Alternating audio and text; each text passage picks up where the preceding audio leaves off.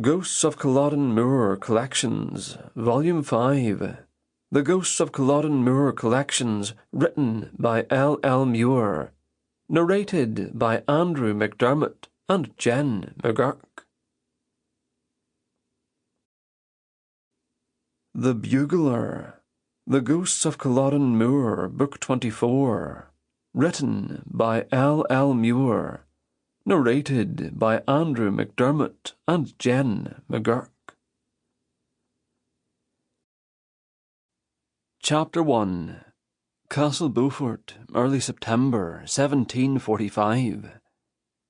Late in the gloaming, with stars sharpening their blades in the skies above Beaufort Castle, Morey Fraser of the Ball of Meal Frasers wasted little attention on the flock of sheep under his protection.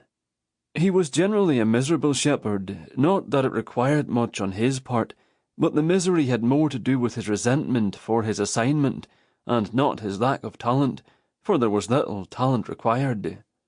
Remain awake, order the dogs about, keep from losing an animal.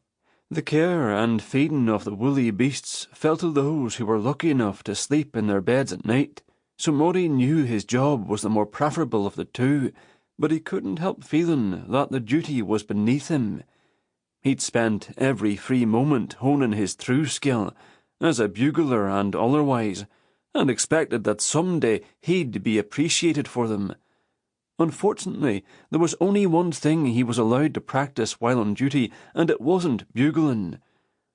His music, and yes, it was music, no matter what his cousins claimed, frightened the beasts day or night, and since the sound travelled a good 3 miles, he would be beaten soundly if he woke anyone important at the castle while practising after dark.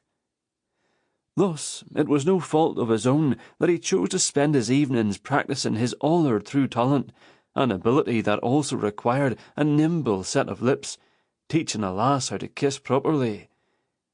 In truth, it might have been his greatest skill of all, but it was difficult to judge the two against each other. But a talent for tending sheep, bah!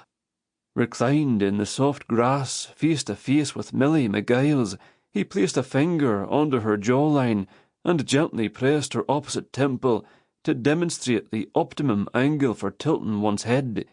But their tutoring session was interrupted by the huff and puff of someone hurrying up the hillside. Embarrassed, Milly pulled her feet beneath her, scurried headlong into the flock of sleeping sheep, and disappeared. Morey hoped that when she emerged, she wouldn't be covered in dung. It might mean the end of the... Sample complete. Ready to continue?